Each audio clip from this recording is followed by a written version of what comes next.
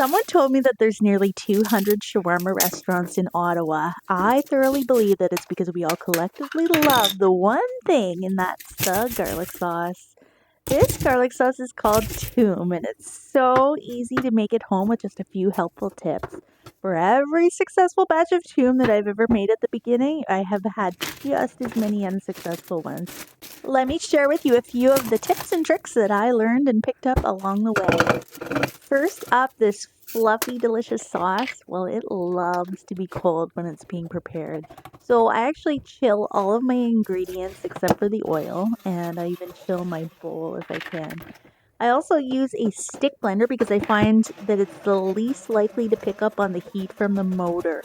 At any time that I've ever tried to use my food processor, I've just found that the heat of the motor has warmed up my toum too much and it actually separated.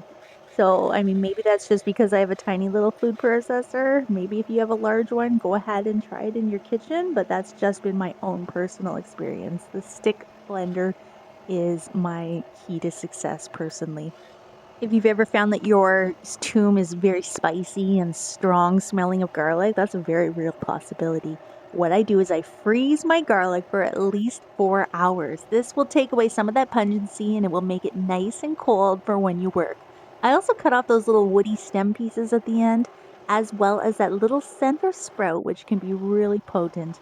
These steps are going to give you that nice mild garlic flavor. Last but not least, don't be tempted to use olive oil. It's just not going to work. At least that's not been my experience. Grab yourself a nice neutral oil, such as avocado oil.